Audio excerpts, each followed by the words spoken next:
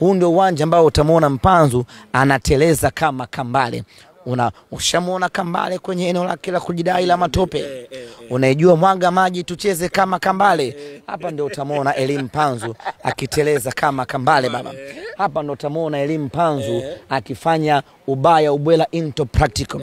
Kaka, uwanja ni wa Eli Mpanzu Volcano. Hapa ndio utamuona Kibu Dennis Prosper.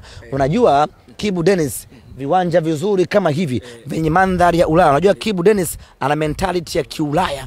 Viwanja kama hivi ndo viwanja vya Kibu Dennis Prosper. Kibu ana chenga yake moja, ikipigwa mali afu adui umekaa hapa kama ngoja weka vizuri hapa, tuende hapa chini. Hapa chini nataka tuende vizuri, njoo chini hapa. Tuoneshe ukifanyaje Kibu Dennis ikiwa inakuja mali huko inapotokea mstari hapa anapewa mali, kwa mfano na Kapombe hapa mpinzani amekaa niliposimama mimi hapa Kibu Dennis waga na ugonga kwa hapa hivi unamzunguka mtu huko, unakuja huko hapo adui anaenda wapi? Adui anakuja huko adui sasa anafuata mwili, Kibu anageukia hapa mpira unakuja nyuma, wewe unageuka sasa. Sasa wakati wewe unageuka Kibu tayari ameshakaa kwenye line, anaondoka baba katika uwanja kama. Acha bwana, acha chenga gani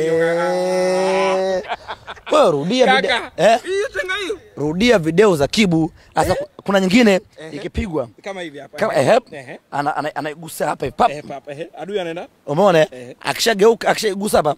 Unajua Kibu sio kama nani semi trailer, anakata kona ndefu namna hii. Kibu anageuka hapa hivi, akishageuka hapa huyu wewe sio unatazama mwili napata mwili.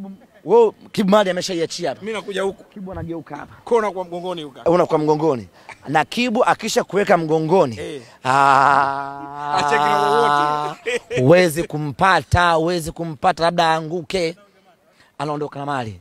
Sasa uwanja kama huu ndo utamuona vizuri, utamfaidi Kibu Dennis Jean Charles Ahoua. Sasa hapa ndo utamuona Jean Charles Ahoua.